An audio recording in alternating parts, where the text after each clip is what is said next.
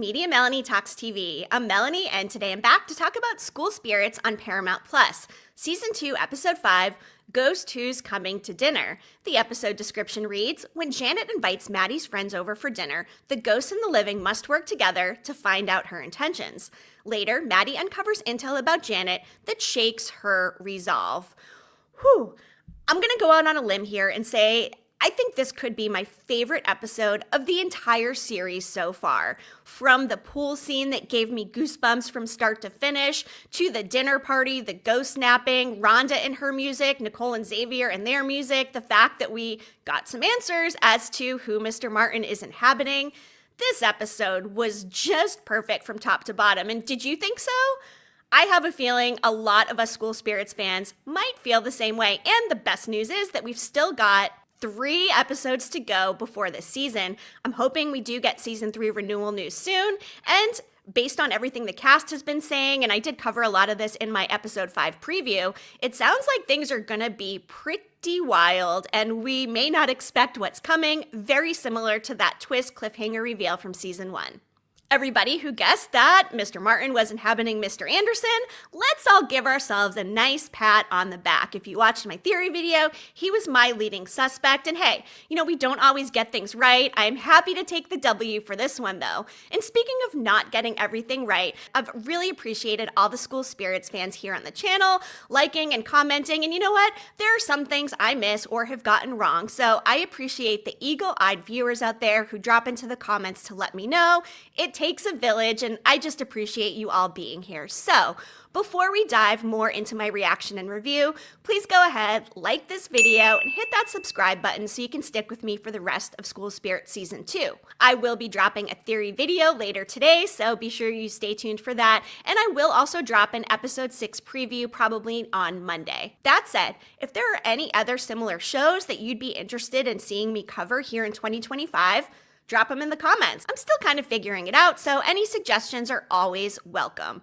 All right, let's get into it. We'll start with the Afterlife crew. We'll cover the flashbacks, the dinner party. Let's get into every single detail. I loved every single Afterlife storyline here, from Rhonda and the song to Churi kind of getting together, and Wally. I mean, let's give Milo all of the awards. He is shining so bright this season. The opening of this episode, though, is kind of funny. We saw Maddie's ghost in the cafeteria kind of hitting all these trays. Of course, everything resets. But did anybody else pick up on just the tiniest little Cobra Kai vibe there? I don't know. I kind of did. We have Quinn back in this episode again. Her and Rhonda are out at the bus stop and talking about trying to find Quinn's key. And Rhonda's like, hey, you don't really need it. It's not like a carnival ride. And while they're out there, they happen to stumble upon Mr. Martin's watch. The watch says 11:05. I'm not sure if it's 11:05 a.m. or p.m. I assume it would have stopped at the time that this body swap happened, or maybe it's just been stuck at 11:05 for the entire duration of the afterlife. In that case, I would assume it's 11:05 a.m. Or did they start this fire at nighttime? We did finally get some flashbacks into the classroom, and I have a feeling we're going to get a lot more information on the fire. We saw some bits and pieces when Maddie did step into Janet's red room. We'll get more into that in a little bit. But one of my favorite storylines here in the Afterlife timeline was definitely Rhonda and the song by her friend Marjorie. The fact that she thought this song was about her for so many years, never got past the second verse, and Quinn encourages her, kind of almost forces her to listen to the song. The emotion there, I was almost expecting her to cross over. Granted, realizing that her friend Marjorie was a good friend is not necessarily what she had to overcome in order to cross over, but just the emotional depth of that scene, that song itself, I believe it was written originally for this show. I do Shazam for songs when I watch these shows. No song came up for that one. And I will shout out a couple of other songs in this episode that I think were just absolutely incredible. That moment for Rhonda, it just hit me really hard for some reason. And now that we have the watch, Maddie, of course, figures, hey, I am going to use this watch. I'm going to go get more information on Janet. If they're trying to learn more about her, like Maddie says, they need to figure out what haunts her, especially going into this dinner party, because How that interaction goes really kind of sets the tone for what will probably unravel and unfold for the last 3 episodes of season 2. So Maddie does eventually enter Janet's scar. We've got that old-timey music, her burned lab coat that said PhD on it, and all of this audio about Nobel Peace Prizes and how Janet made such a difference in the world. What's interesting about this scar is that it didn't feel like as much of a hellscape. Visually, yes. I mean, the fire ambiance, I'm sure the smell of it all that Maddie as a ghost could even smell, the smoke, the tragedy. But I've got to guess the difference in this one obviously had to do with the fact that it was Maddie entering the scar, not Janet. And the information that Maddie pulled out of here after visiting there, it kind of broke my heart. The fact that she thinks Janet is going to be more effective in this world and deserves to live more than she does. Ugh, heart-wrenching. One more thing about Maddie being inside of Janet's scar. That creepy entity that whispered in her ear, it sounded like I was robbed. She could have said I was wronged. So I actually watched these on screeners and there's no closed captioning, and I record this before I actually drop the video when it airs live. So if you guys watched and had the captions on, did she say robbed or wronged? Either way, she was robbed of her life, or she was wronged because somebody else set this fire and she was killed, or I did think that perhaps there could be an element where this fire was set and they died by suicide, whether it was, Janet or Mr. Martin who ended up setting it, or if it was both of them because they were in a really bad place. But the horror of it all, I love how this season is skewing dark. And when she whispered in Maddie's ear with her face looking the way it was, that was so creepy. And it makes me think that maybe there is not an element of taking their own lives involved. Could Janet's dad be involved in the fire somehow? So seeing that little moment of horror, I loved it. And I mean, was it Janet? It didn't look like Jess Gabor's face. So was it somebody else, or was it just this horror version of Janet? Either way, creepy AF. All right, now let's move into the flashbacks of Mr. Martin and Janet. It's apparent that obviously Mr. Martin was let go of his job. And what's interesting is they gave him 2 weeks notice. So I'm thinking if they gave him 2 weeks and didn't make him immediately vacate his position, that means I assume Janet's dad came in, he did say he was going to ruin his career, and complained about him. But if it was a romantic relationship between the two, I'm pretty sure they would have made him pack up and leave that day. So it's making me question whether or not they were actually romantically involved, or if they just had this teacher-student relationship, and Janet needed a positive role model given her dad was a complete a-hole who was never going to let her go to college and pursue what she wanted to. The Maddie and Wally pool scene. The cover of Let Go by Juliana Madrid. I love Let Go. It's actually on the Garden State soundtrack, which is one of my favorite movie soundtracks of all time. Hearing this song and the focus on that lyric, there's beauty in the breakdown. This scene was beautiful. The messages that Wally was giving Maddie. First, when he walks in, he even asks Maddie if she's okay with him being there. Could he be any more respectful? Especially for an 80s jock, he is so endearing. And yes, he does give kind of this like macho guy, athlete, jock vibe. But inside, Wally is just the sweetest guy. And I know I shouldn't be rooting for Maddie and Wally because that would mean that Maddie would stay in the afterlife forever, and I don't want that. I want her to get back to the real world. Perhaps this meaningful connection between the two of them will establish them as maybe being soulmates, and maybe if Maddie does make it back, she will find her way back to Wally, or maybe Wally will even wait to cross over for Maddie to find her way back to him when it is finally her time to die. I don't know. It is a tragic, tragic love story, but this scene, I can't get over it. I think it is truly one of the best. It beats them going to the dance together last season by like 10 times, and I loved that. We've got Maddie saying, Janet's going to live a life bigger than me, and Wally says back to her, we carry the small gifts. That's just as important to the people's lives we touch. He's right. The micro moments of Wally and his humor and how caring and kind he is. Yeah, he's not going to be a rocket scientist. Maddie's not going to be out there in the world curing cancer or anything like that. But they're both good people with good hearts. And hey, we all have our own path. And when Wally says he wishes she'd be stuck with him forever, but she deserves to live, have you heard of a more selfless line ever? Oh my gosh. I mean, I can't even express in words enough how this made me feel. The literal goosebumps every time they came back to that pool. This was everything for me. And something I really loved as well was, they did the deed, it seems like. And Wally said, "I thought I crossed over." It makes me wonder if that could be some sort of foreshadowing. I mean, let's say, unfortunately, Maddie's soul does get stuck in the school. What if they're able to have this meaningful connection and they cross over together and they're soulmates who do live happily ever after? Again, I want our girl Maddie back in the real world, but if there is going to be a tragic part to it, hopefully there's a silver lining like this. Because like Wally said, wherever I'm going, I seriously doubt it gets better than this. Is it possible that this could turn into a heaven for Wally? I mean, all of these ghosts are trying to cross over, but at the same time, like Rhonda said, they've been living together there for decades. They finish each other's sentences. They have this comfort level. They've become an afterlife family. And maybe for them, if they don't cross over, being there is okay because they've established these solid connections and they all love each other in their own special way. So I'm really interested to see how the crossing over of it all works, if Maddie ends up getting back. But you know what? If not, if our afterlife crew can stay together, at least that's something. All right, so continuing with the afterlife timeline, we have Yuri who's leaving the pottery studio, and he comes into the library to return a book, Zen and the Art of Motorcycle Maintenance. And there are these unboxing videos out there that some creators have been doing, and actually that was one of the books in the clue box this week, so very clever. And another endearing Wally moment in this episode is him trying to help facilitate this relationship between Yuri and Charlie. Give me all of the churi. We end up seeing Charlie kind of asking Yuri to go to Wally's reunion dance. And he says, "Oh, it doesn't have to be a date." And Yuri's like, "Well, why doesn't it have to be?"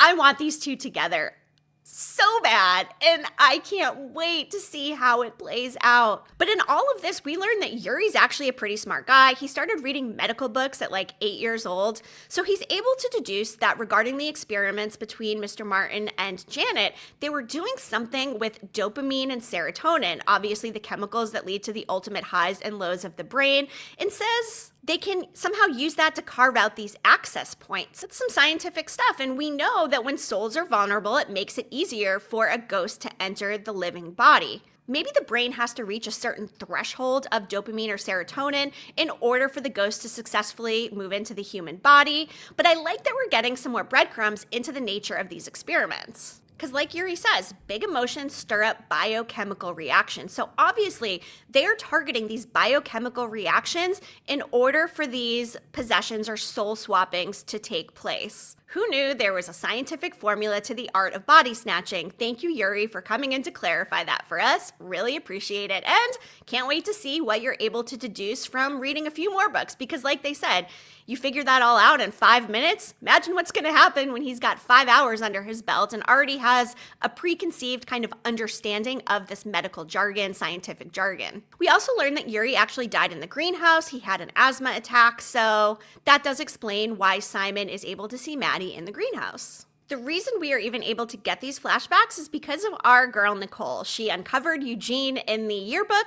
The fact that the friend group shot her down, discredit her, don't take her seriously at all, and she went with her gut instinct. And like Xavier said in their ghost chat, and she still doesn't know it's Xavier at this point, go with your instinct, go with your gut. So she does.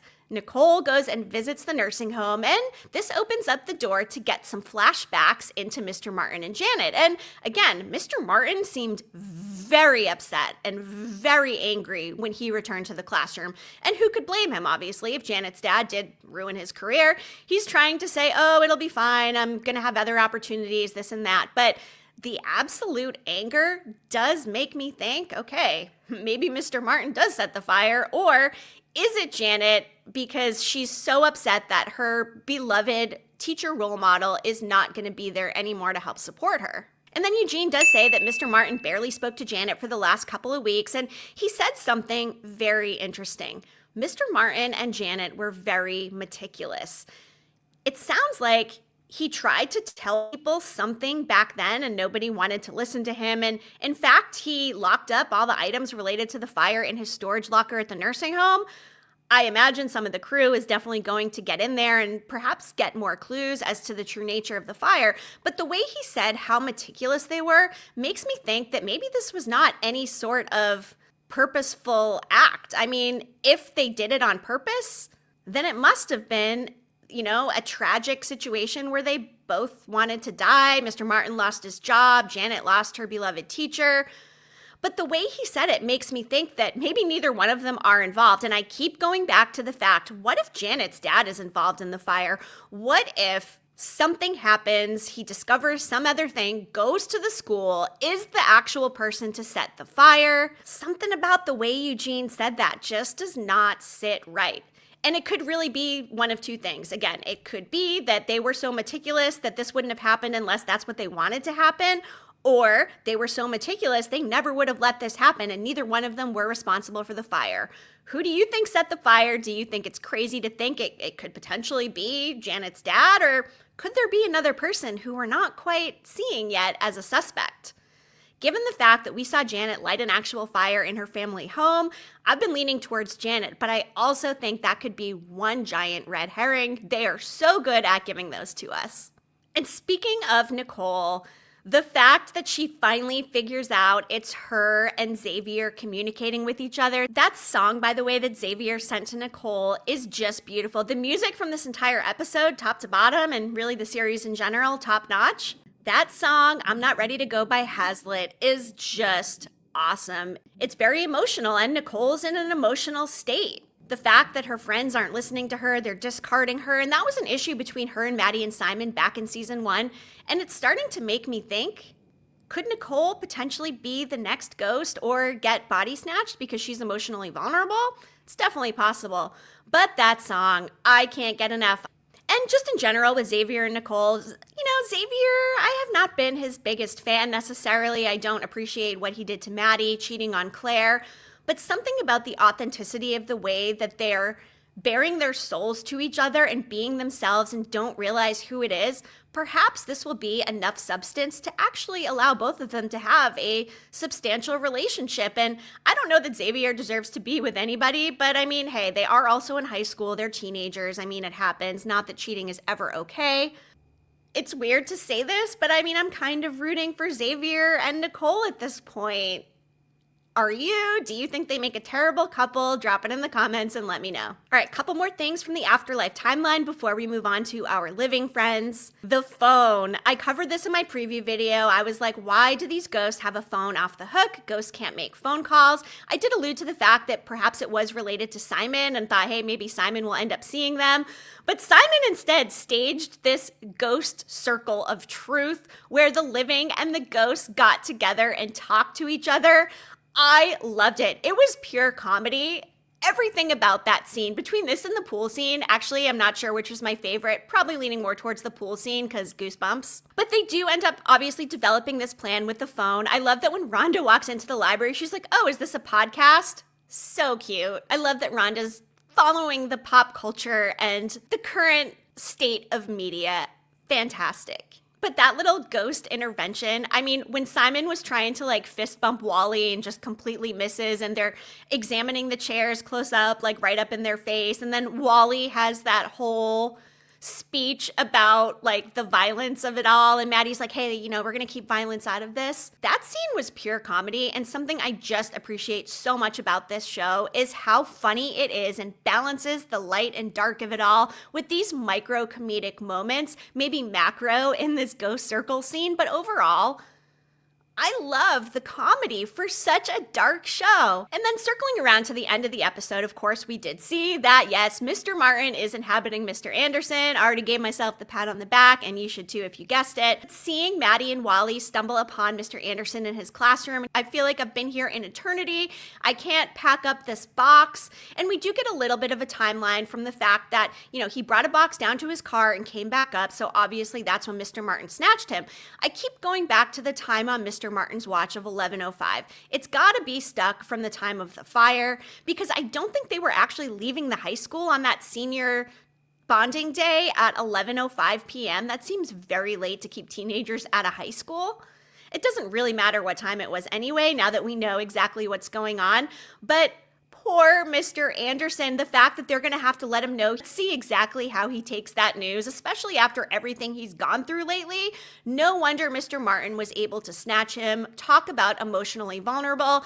And again, no wonder they kept Mr. Anderson around. There was no other reason. His story was resolved in season 1, and it felt a little reaching that it was just going to be for a romantic storyline with Mrs. Nears. And yeah, he had the relationship with Maddie and stuff before, but it really did make the most sense for it to be Mr. Anderson. It will allow Mr. Martin to move through the world in an easier way being an adult male, especially one that had a connection to Maddie and has been kind of working on Sandra Nears. Now, my other question is, do we think Mr. Martin has been inhabiting Mr. Anderson's body off and on? And he was Mr. Martin during these prior interactions with Sandra? I'm almost leaning towards no, because this is the first time we've seen Mr. Anderson back in the school as a spirit and the ghost could actually see him.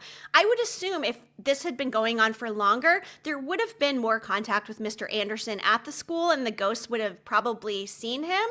Unless they were seeing him and didn't realize that it was his spirit instead. So I'm really curious to know what everybody else thinks. Let me know. All right, the part we've all been waiting for, the big dinner party. And are you even kidding with Janet watching videos of Maddie to try to recreate her laugh and be more like her?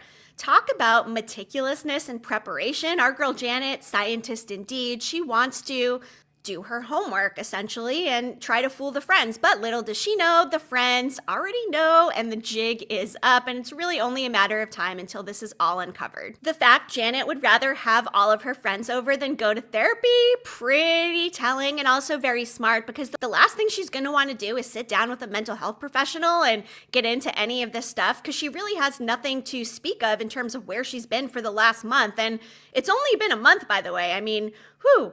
Feels like we've been in this world for much longer, but it just goes to show that the passage of time is not very long. So I think that also is helpful if we are getting a season 3, given so little time has passed. There is much more opportunity to keep telling this story over a longer period of time. Something that's also kind of crushing me, and it's been discussed in the comments of my School Spirits videos, is the fact that Maddie's mom is finally becoming the mom that Maddie has always wanted and needed, attending to her needs, trying to do what's best, not drinking alcohol, and Maddie's not even there to see it. That might be one of the biggest tragedies of all, and I do wonder if Maddie does eventually make her way back. Is she going to tell her mom what she went through? Would her mom even believe her?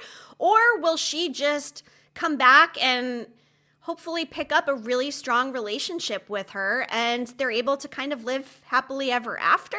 I'm not sure how it will play out and how they will give that information to Sandra, but it may not even matter in the long run if she does end up getting her daughter back. I think the joy of that and seeing Maddie come back, the Maddie that she actually knows, will be all she needs in order to really also keep her on this positive path of momming and hopefully never go back to drinking again. This dinner party, though, is awkward AF, even from the second they walk in, and Claire's like, oh, nice to see you, Maddie, with like the most forced smile of all time and this bouquet of flowers, and them forcing in together to take this super awkward picture.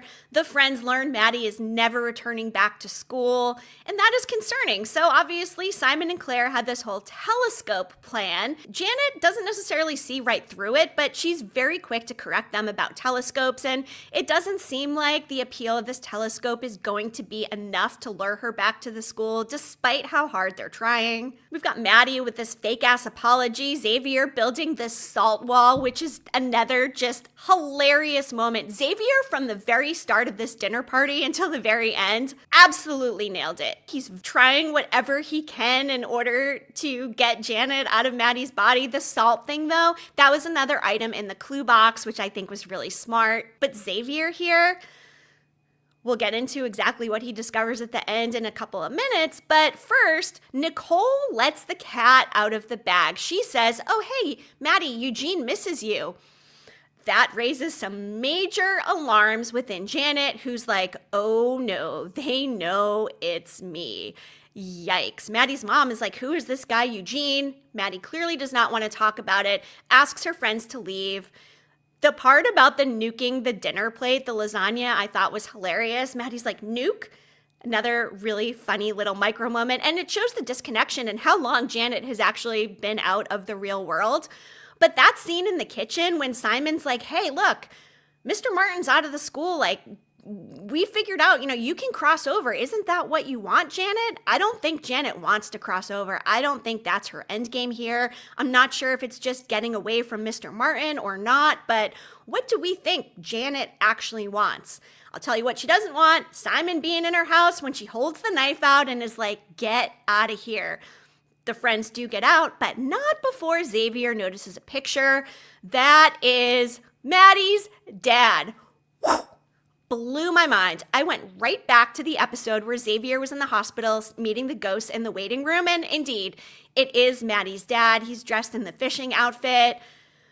Why have that? I had the theory video that perhaps Janet is related to Sheriff Baxter, but what if there's a relation between her dad and the Hamiltons somehow? I am still not putting these pieces together, but I do believe there is some sort of familial relation with the Hamiltons and somebody in the present day.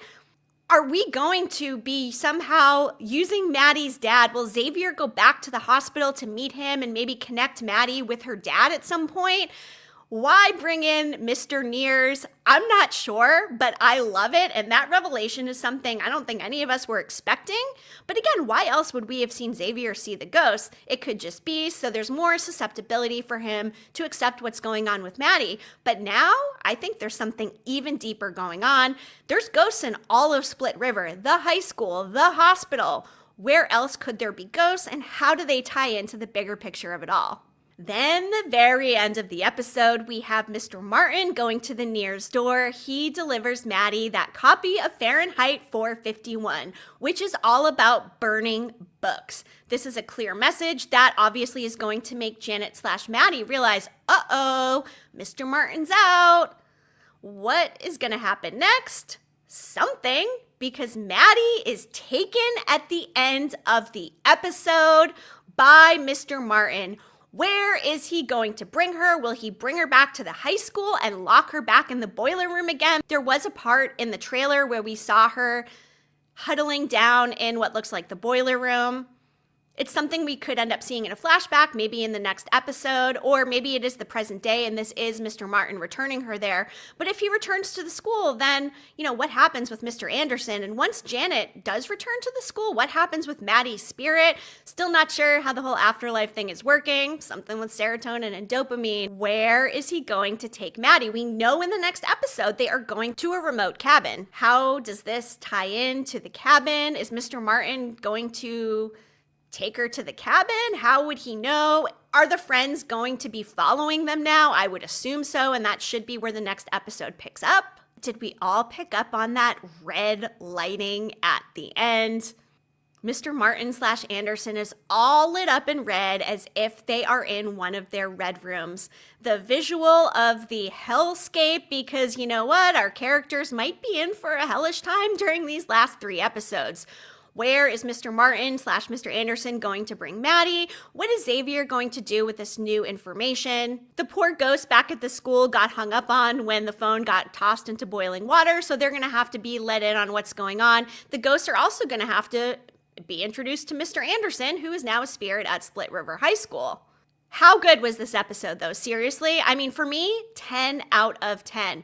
What do we think is going to happen in the next 3 episodes? I cannot wait to find out. And by the way, I will be dropping a theory video later today, so do not miss that. And I will put out an episode 6 preview on Monday. I am tripling down on school spirits because this season is pure fire. So again, be sure you're subscribed. If you enjoy videos where I talk about dark TV shows, I'm also covering Severance on Apple TV+, finishing up Dexter Original Sin on Paramount Plus with Showtime, The Hunting Party on NBC, Paradise on Hulu, The White Lotus on HBO Max, starting next week. I really appreciate you tuning in, and I will be back with more school spirits very soon. So stick with me.